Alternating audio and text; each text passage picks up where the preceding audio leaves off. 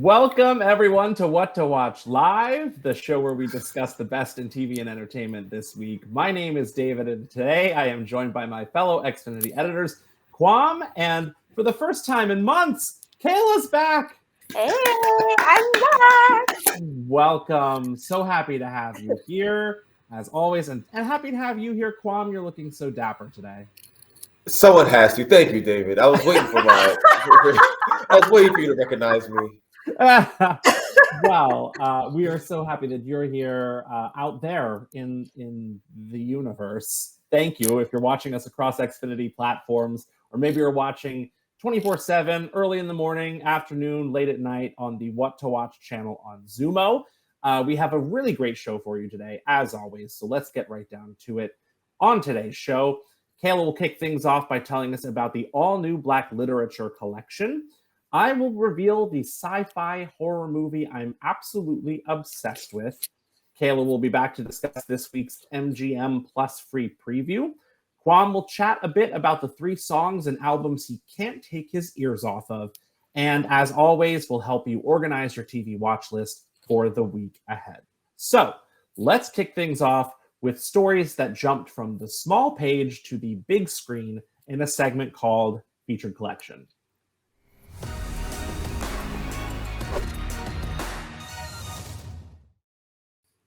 Our celebration of Black History Month continues with a very special Black Literature collection featuring movies adapted from classic novels. And here to tell us about it is our very own Black Experience editor, Kayla. Kayla, what do you have for us? I have so much for you guys. You know, I'm always cooking up something, some kind of collection. And this week, I want to call out the Black Literature collection that was created in honor of Miss Toni Morrison, who would have been 92 last week on February 18th. She's a literary legend, Pulitzer Prize-winning novelist.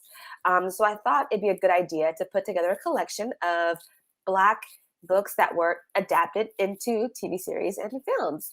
So there's a huge range of films in this collection. This is just a snapshot. There's a ton, from classics like Beloved and The Color Purple to page turners like Waiting to Exhale and Think Like a Man, which I also forgot was a book at one point.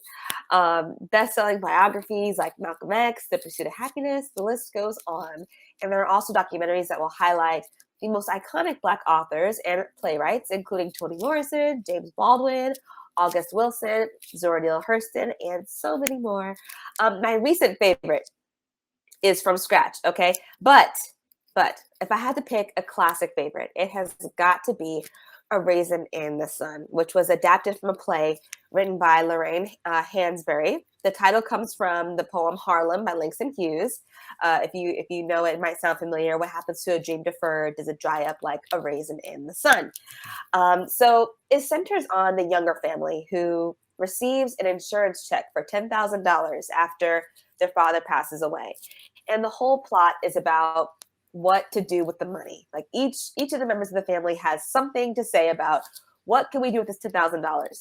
And I won't give away the ending, but it's pretty shocking. And I think that it's my favorite because it's really hard to adapt a play into a film because 99% of plays, they happen on one stage. There's one setting, maybe 2. And in a movie, you always see things like moving and changing, but for some reason, even though 90% of the movie takes place in the living room of the Younger family, you barely notice because the story is just that good. So I had to pick this one. It's a classic. There's also a 1961 version, which I had not seen, starring Sidney Poitier.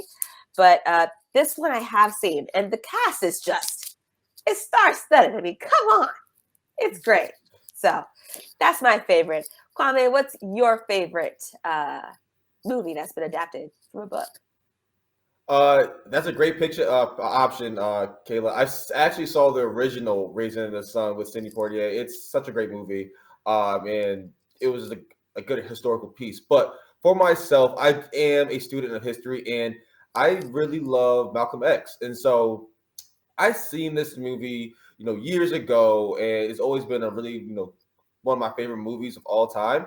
But I never actually read the actual autobiography of Malcolm X, and I This disclaimer, I don't read a lot anymore. I listen to audiobooks. And so I didn't read the Malcolm X autobiography. I listened to it, but it's just as good. It was narrated by Lawrence Fishburne. It was amazing.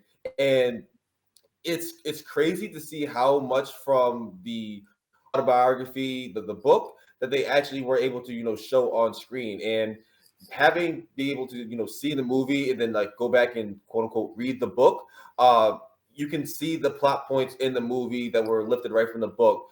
And it's just both stories are amazing.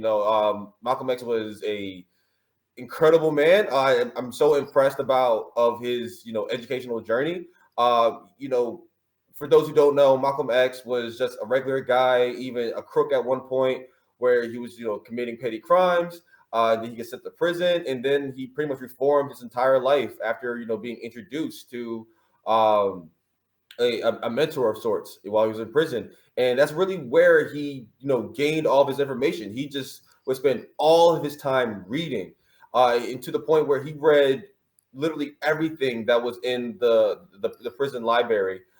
And he became so well spoken, so well read, he just knew so much. He just was so knowledgeable. It's just you can't help but to be impressed about of his intellectual capabilities. And it's still to this day, after reading the book and going back to the movie, it leaves you wondering like what could have been, what could have been his full potential as an intellectual. Just reading the book just left me so impressed. And then Denzel Washington's performance of Malcolm X is now like it. While I was quote unquote reading the book, I just kept imagining like Denzel's face and not like Malcolm X's face. It's hilarious. Oh wait, that's not who Malcolm X was. It's Denzel Washington. Denzel X. Denzel X. But we all know who Denzel is. He's that guy. He's an amazing actor, and his portrayal of Malcolm X is so groundbreaking for me that like I literally see Malcolm X as Denzel Washington. Which, sorry Malcolm, but Denzel played a really good you. So if you have not seen this movie or read the autobiography, I highly recommend that you do so. David, what have you chosen for your selection? Yeah, so first I want to co-sign both of your picks because Malcolm X is an incredible movie. Probably Spike Lee's best movie. I mean, you could argue Do the Right Thing is his best, but I like Malcolm X, I think, largely based on Denzel's performance, is just it's hard to compare it. Also, A Raisin in the Sun. In college, I took a theater class and wrote my final term paper dissecting A Raisin in the Sun and the whole story, and was one of like my favorite things I ever wrote in my entire school career because the story is just so powerful and it's so well written. And I think it speaks to the fact that they've made two adaptations that are really, really good because the source material is just that good. Right. So cannot recommend either of these higher. If you have not seen them, do it. The movie I have picked and that stood out to me in this collection is the 1998 supernatural drama Beloved. And I had forgotten this is actually kind of a supernatural horror film to some degree. It is based on the 1987 novel by Toni Morrison, and it stars Oprah Winfrey. As it's so weird calling her Oprah Winfrey. We just know her as Oprah. I even debated whether to do it, but like, well, that's her whole name. Oprah Winfrey as a former slave living in Cincinnati, Ohio, shortly after the end of the Civil War. And her life is turned upside down once again, however, when she is haunted by a poltergeist, as well as the human reincarnation of her deceased daughter. Beloved was the very first feature film produced by Oprah's Harpo Films. It co-starred Danny Glover and Thandiwe Newton, and is directed by Oscar-winning Silence of the Lambs filmmaker Jonathan Demme.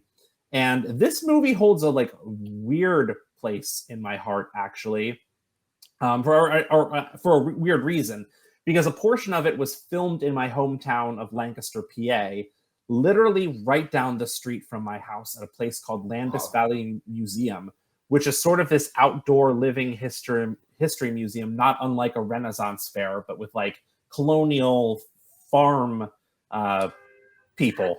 You dressed up as farmers, and it's kind of this outdoor experience. And in a quiet town like Lancaster, a movie production is a really big deal. Like when Lady Gaga was dating Taylor Kinney, the actor from Chicago Fire, who is from Lancaster and still lives there, and his family is there. When she would visit Lancaster, you would know within seconds that she had crossed the Lancaster border, because the chain of text messages that would go through to from like people that you knew in high school to my sisters to me, and then my mom would be like, "Did you hear Lady Gaga was in town?" Like that's just the vibe in Lancaster. So this was huge. And when Oprah's in town, like forget it. It was the biggest thing that had ever happened.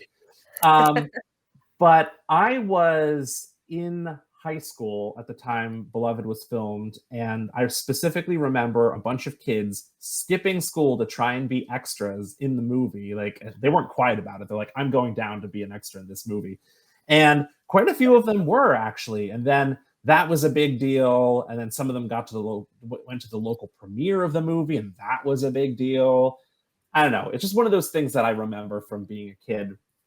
Fortunately, Beloved was a box office bomb at the time. But it was actually really well reviewed by critics. It has, I think, about a 70% on Rotten Tomatoes right now, and it was nominated for a Best Costume Design Oscar. So it's still worth your time, still worth checking out. It is a good movie, even if people didn't see it back then in 1998, way back in the day. And you can check out all the movies we just talked about. Very, very good picks here, and the whole collection is excellent. And just, check out the Black Literature Collection by saying Black Experience into your voice remote. You'll find a lot of great stuff there.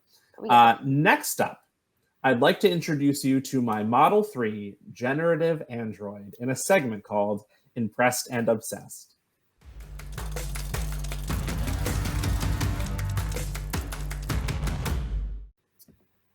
Unless you've been living under a rock for the last 2 months, you've certainly heard about the hit Universal Pictures sci-fi thriller Megan, which shocked the world by earning more than $30 million opening weekend to claim the biggest horror movie debut since before the pandemic. If you haven't seen the movie yet, or you're craving a little more of this quirky killer android, you're in luck. The unrated edition of Megan debuts this Friday, February 24th on Peacock. The theatrical version of Megan is rated PG-13. So if you're looking to add a little more gore and a little more potty language to your Megan experience, Kayla, the unrated edition on Peacock is for you. Before we talk more about it, let's take a little look at a clip. Ever since I was little, I dreamed of this perfect toy that would protect a kid from ever feeling lonely or sad. This is Megan. Hi, Megan. I'm Katie.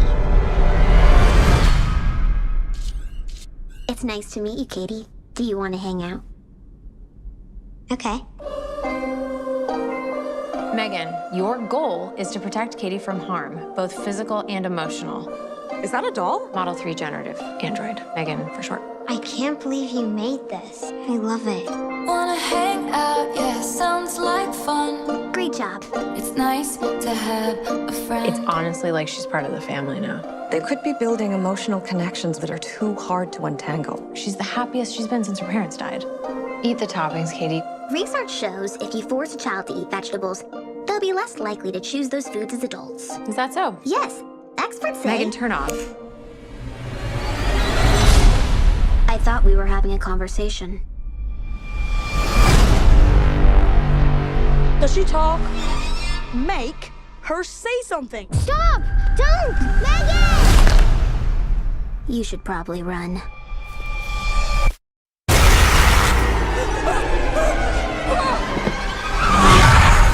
Megan, did you push Brandon onto the road? I won't let anything harm you. It's nice to have a friend.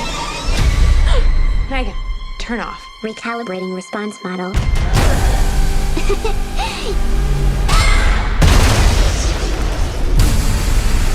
Megan! It's nice to have a friend. What's wrong with you? Don't worry, Katie. I won't let anything harm you. Ever again. It's nice to have a friend. Okay, I'm back.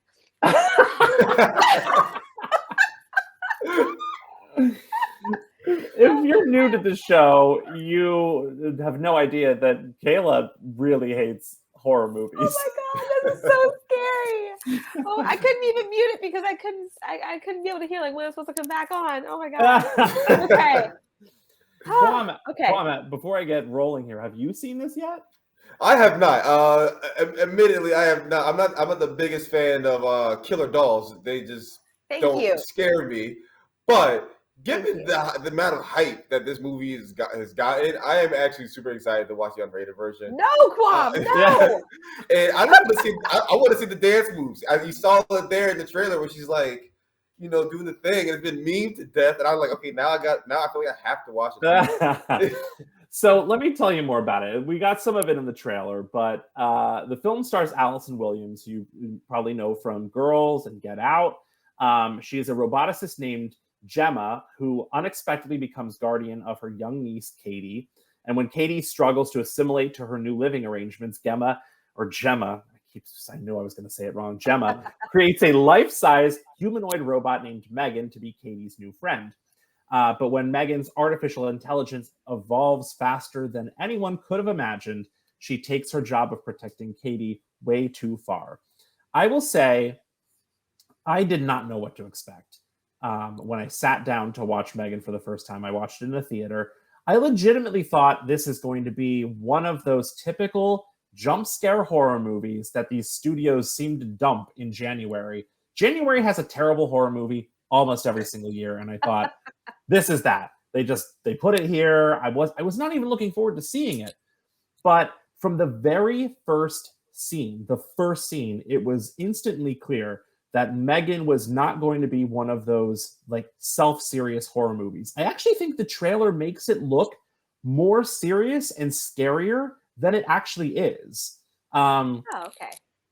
It's very funny. It's irreverent, and most importantly, it's aware of its own absurdity, and it plays into that.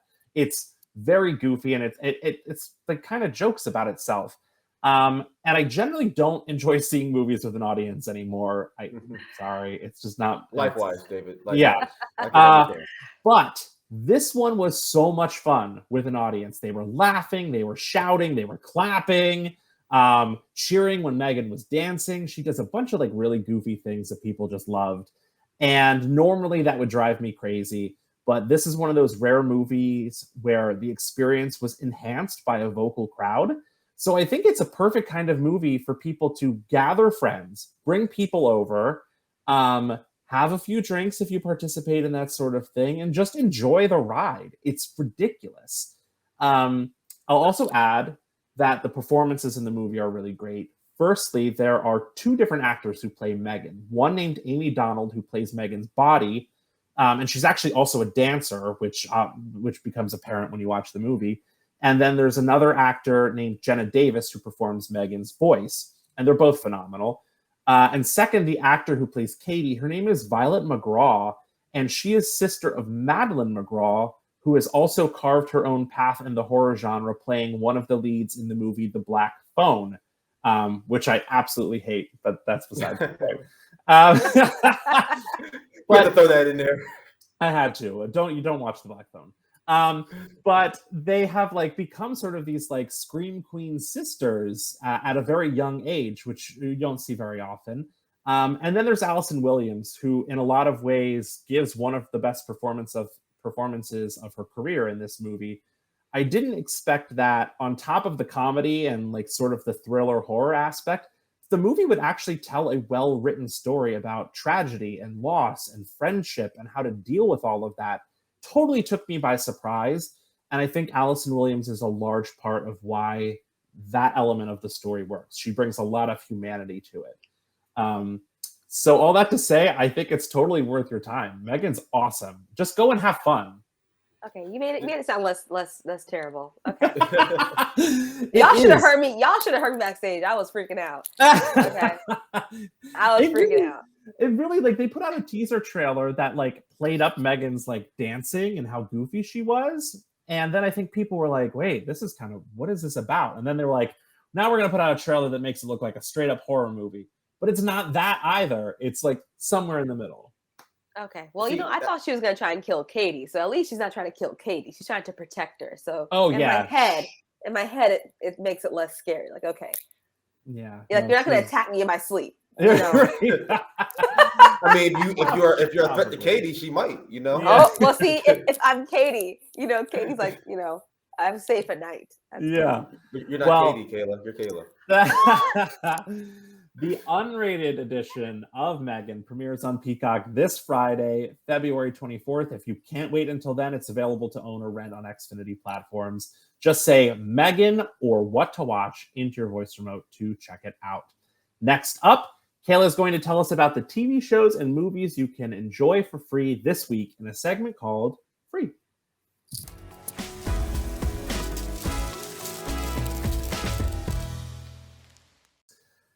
Xfinity's Free This Week program continues with a free preview of MGM Plus, formerly known as Epix, which includes several award-winning titles to help you celebrate Black History Month. And here to tell us all about it is our own Xfinity Black Experience editor, Kayla. Kayla, what do you got? Here I am again. We all love free, everybody, and MGM Plus is free this week.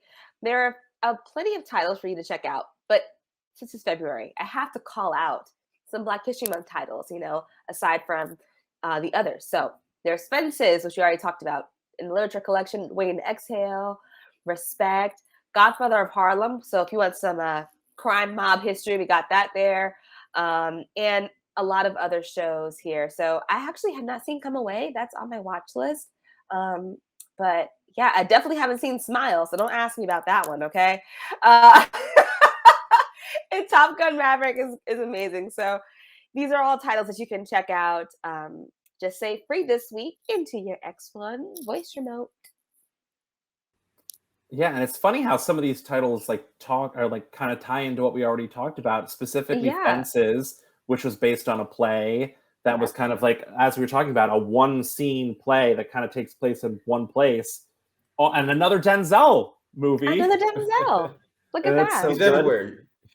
And He is everywhere. Godfather of Harlem, which also tells some stories relating to Malcolm X, and the actor who is in that is also excellent. So a lot of really, I think like a Raisin in the Sun Fences double feature would be perfect, and a Denzel, Raisin in the Fence. Yeah, Raisin in the Fence, Malcolm X Godfather of Harlem double feature would be really pretty cool entertainment experience. For sure. That would be. Be. And you can do at least half of your double feature for free this week. So go for it. Do it. As a reminder, Xfinity's Free This Week program offers a new selection of free content from streaming services and premium networks every week of the year. No strings attached. Something new every week. Just say free or free this week into your voice remote to check it out. Next up, so excited. Quam goes on the record with 3 songs or albums he's absolutely obsessed with in a segment called Editor Spotlight.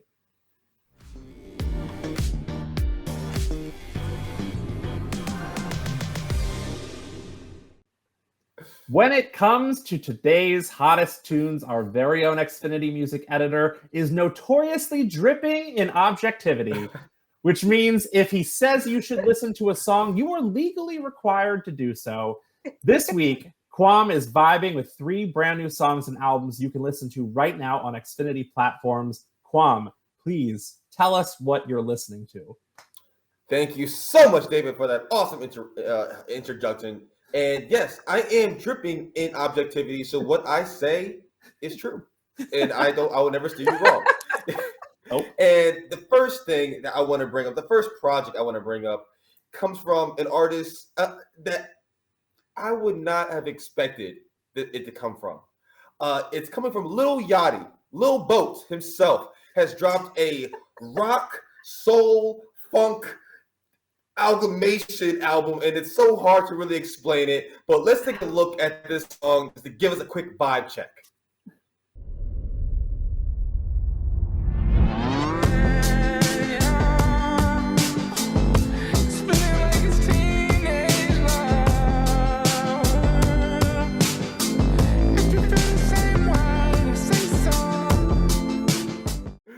Yes, that was Say Something by Lil Yachty. Okay, let me first start with the album itself. As I mentioned, it is a blend of so many different just genres of music. Really, Lil Yachty takes us through a timeline of progressive rock through 80s pop, soul, funk. The album itself right here is just it's really unexplainable, and it's something I was not expecting coming from Lil Yachty. If you're a fan of Tame Impala or even like a 60s band like Jefferson Airplane or just like 80s pop, there's something on this album that you will absolutely love and at least appreciate. And to take it one level further, I didn't expect this from Lil Yachty. He came up in the SoundCloud era where they were known as mumble rappers, and he was never really known for his lyrical prowess or his amazing creativity when it comes to producing far-reaching music. But with Let's Start Here, he really surprised me, and I think a lot of fans of what he was able to do. I mean, the first song on the album is like hints of Jimi Hendrix. I mean, it's pretty much, it feels like a Jimi Hendrix song mixed with a Jefferson Airplane song, and his vocals are so captivating. He uses a lot of autotune. I will put that out there. If you're not a big fan of autotune or vocals that are super processed, this might not be a project for you because he is not a great singer. But the autotune vocals, for me, it provides I think he does it very tastefully, and you can tell it's part of a creative direction, where it really sets it apart from other artists who just use it as a crutch because, again, they're not great singers or great vocalists. He definitely is using the autotune and his vocal inflection and the processing on his voice just to add to that creative mix. And so with this album, I absolutely love it. Say Something, the song we just checked out, it has me in a chokehold bind. I'm being strangled by this song. Every day I wake up, I'm like, let's get it again. Let's just play it on repeat, 24 hours a day. And when he's like, say so, I can't even sing it. My voice is going. Because that song in particular, it just gives me like such a rush of nostalgia. Like you probably heard it, like where it has like that heavy 80s feel to it. It's just a great song. It's a great album. Check it out. Have y'all listened to this song or album yet? I did. I listened to it. I was just enthralled by his leading lady. Like, she was gorgeous. First of all, I could barely hear the song. I was like, girl, she's so pretty. Anyway, that's just. I agree, Kayla. I agree. I had a hard time concentrating too on the song. What is your IG? Goodness. Like, drop the skin routine, sis. Like, come on. Yeah, but I did listen to it. It was giving me like intergalactic vibes, like that film on Netflix. It was giving me like that.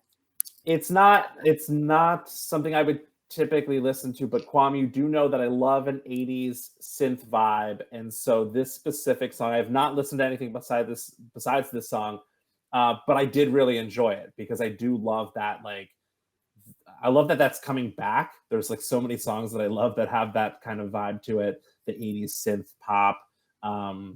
And it's not something because I've listened to his music in the past, and it was not for me, but I really enjoyed this. So I want to hear some Hendrix. I want to hear how he does Hendrix.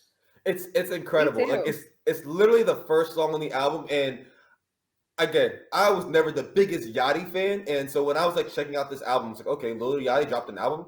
I might as well check it out. I have nothing better to do, and I was just blown. Like, you could not imagine my reaction when I'm like, this is Yachty? I looked at my earphone. I was like, is this Yachty?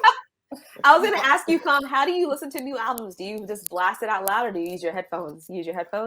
I prefer to listen to new music through my AirPods. Okay. It's because, you really get to hear all the instrumentation in the music that you just really can't when you're like listening to like external speakers. It also makes it feel more intimate. And so I love using my AirPods. This is not a plug for Apple, but get yourself a good pair of headphones to listen to music and listen to this album. Let's Start Here, Lil Yachty. But next on the build, we have a song from Miley Cyrus. I was not expecting this song to be a bop, but it really was. It is Flowers. Let's take a listen. I can buy myself flowers, write my name in the sand, talk to myself for hours, see things you don't understand. Oh yeah, that Kayla. song's the bop. Kayla's, oh my God, it's perfect. Miley? It's so on point. It's so It's, on point. it's Kylie now. It's Kylie. Oh, It's Kylie now.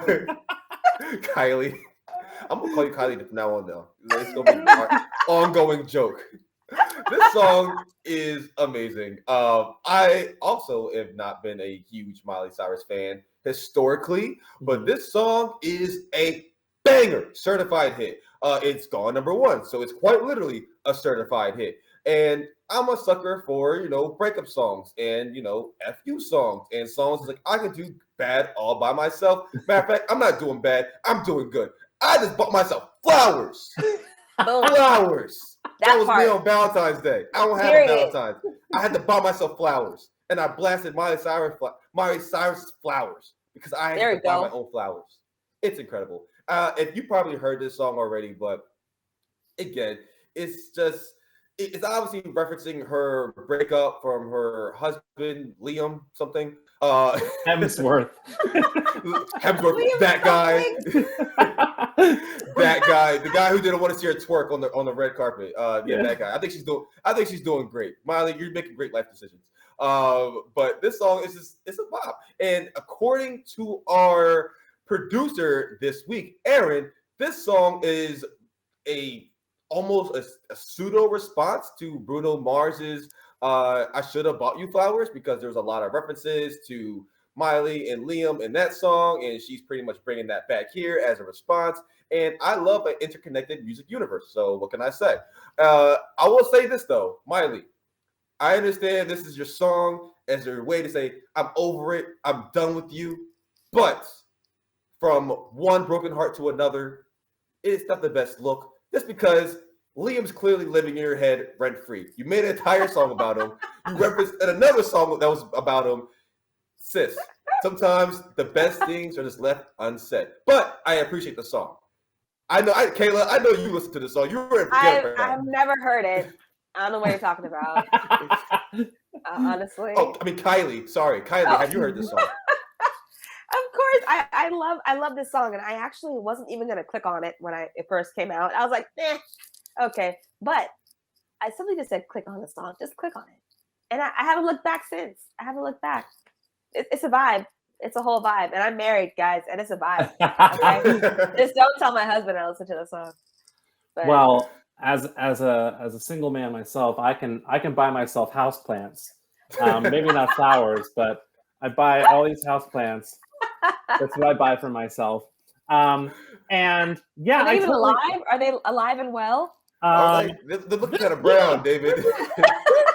This one's struggling right here. I can buy myself houseplants, but I can also let them die if I want to. There's a cactus over here that's not doing well.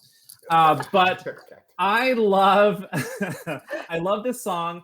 And I also love that it is sort of a response to that Bruno Mars song. And I read that it was a song that Liam had dedicated to her at some point in their life. And so she wrote this in response to him and then released the song, I think, on his birthday or some significant date. It's super petty, but I mean, it works. It would be bad if it was a bad song, but it's a great song. And I think that makes it okay. So do you, Miley? Look at the journey Miley has taken from Disney star to being kind of an outcast during her Christina Aguilera ex-Tina Dirty phase to coming back with this. I mean, nothing but respect, because she keeps reinventing herself when she probably statistically shouldn't have even made it past being a Disney star. So good on you, Miley. Buy yourself flowers, buy yourself houseplants. Do it. I didn't even bring Don't these let as David props. take care of them. These are just in this room. I literally, I didn't even bring them. They're just here. Yeah, don't let me take care of them. No good for you, Miley. David, we got to talk about how you're killing a cactus. That's impressive. I know. How do you kill a cactus? That's incredible. Let me show you. Look, it's just. Oh my god! Oh my gosh, it's shriveling up. That's really sad. Well, That is that's very really sad. It only needs But to be watered like once a year, and I couldn't even do that. It's like the easiest plant to take care of. It's like literally just sun. That's all you need. You just need one ingredient, sun. Oh, God. Well, this David's clearly not taking care of his flowers, but Flowers is a great song. Check it out if you haven't. And lastly, we have to talk about Lil Sims. This is a UK rapper. She is, for lack of better words, amazing. And she released a amazing project last year, at the end of last year. And it's still on my shuffle. It's still in heavy rotation. So let's take a quick listen to one of the songs from the album. No, thank you. Feeling broken and you don't exist. When you're feeling broken and you cannot fix it. Feeling broken and you don't exist. When you're feeling broken and you cannot. What does it mean to be broken? The wound is painfully open. The beauty is in the finding the darkest parts of the ocean. That was Broken off of the album No Thank You by Lil Sims. And this is just a fantastic album. I have no doubt in my mind that it's going to be nominated for multiple Grammys. And it's coming off of Lil Sims' last album, which I have placed up right there. I'm blanking on the title. It's something Introvert, but it's a great album. Coming off that last album from 2018-ish or so, 2019, I was really anticipating this project, and I didn't know where Lil Sims was going to go. And this whole project is just a work of art. With each song, talking about a different subject matter, but all just flowing so cohesively well. And she's just she's a powerful lyricist. She's really she's one of those artists that you listen to because she has something to say and her music's going to be impactful. As you saw in that clip right there, you can tell that there's a lot of artistic direction that went into creating this entire project. And I think she just captures it all just so beautifully, so just magnificently. And like I said, this album came out about almost a month or some change ago, and it's still on heavy rotation for me. It's really that good. And I just keep finding new gems. I already loved each song, but I come back to each song and find a new reason to love it. I think that's probably one of the highest, praises I can give an artist in their music is after I heard the song, if I already liked it, to come back to it and then love it even more for a different reason. And this whole project is just amazing. I can't say enough about it. Have either of you checked out this album or some of the songs from it, or do y'all even know who Lil Sims is? I've never heard of Lil Sims. You put me on, Kwam. You put me on. Honestly, I just listened to the song though, and it is great. I could tell the artistry alone is just immaculate. I love it, and I think that artists who actually have lyrics to say and not just the same whole hook over and over and over again, that really speaks to me. So I'm here for it.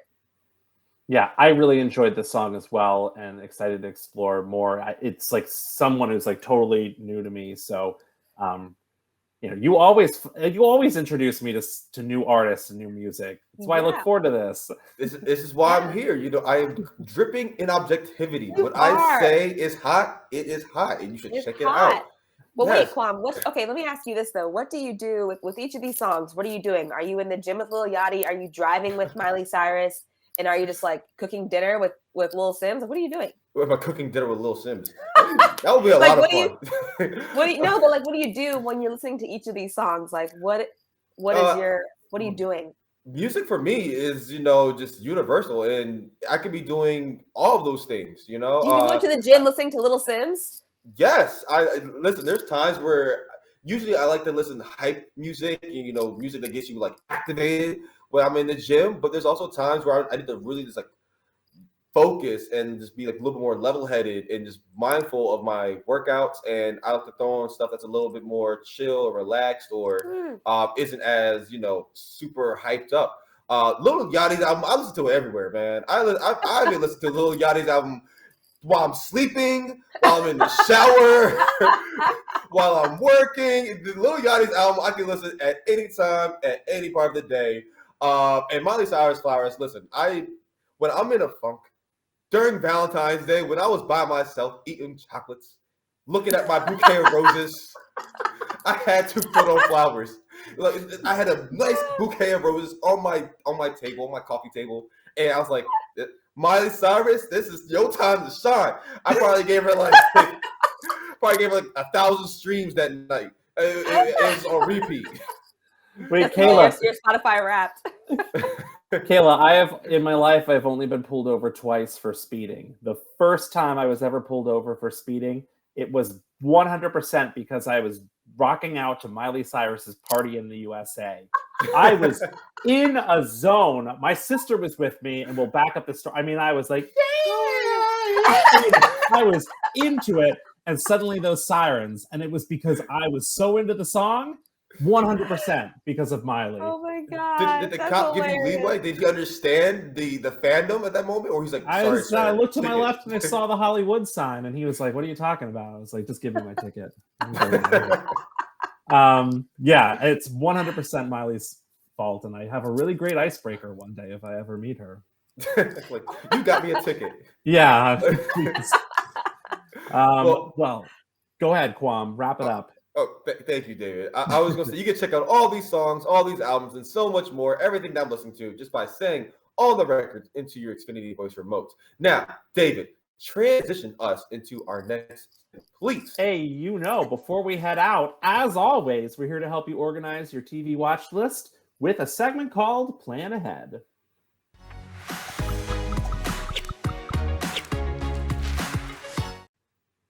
Once again, this week is so chock full of big premieres, we are skipping finales in favor of a two-part premiere celebration. And Kayla is going to kick things off by telling us about the biggest premieres dropping the first half of the week. Take it away, Kayla. Since its debut in 2017, Snowfall had its viewers on the edge of their seats. In this sixth and final season, a civil war threatens the Saint family, and Franklin is faced with losing everyone he loves and everything he's built. With his empire being threatened, the gloves come off and he fights to outmaneuver his enemies. He'll do anything to survive, right down to the bitter end. The final season of Snowfall premieres February 22nd on FX. To all the Bel Air fans who have been waiting so impatiently for its return after that cliffhanger finale, I have good news for you. It's back and doesn't miss a beat. Will is at a crossroads as he tries to rebuild the trust that was broken at the end of last season. Plus, a new figure is on the scene and causes conflict and emotional turmoil. All of our beloved characters are back this season. And do I spot Fresh Prince's very own Tatiana Ali? Bel Air premieres February 23rd on Peacock. This season of Outer Banks is taking us on its wildest treasure hunt yet, a search for the legendary city of gold, El Dorado. The Pogues are no stranger to a treasure hunt, but their search for the royal merchant gold becomes life or death as they come face to face with a menacing new rival.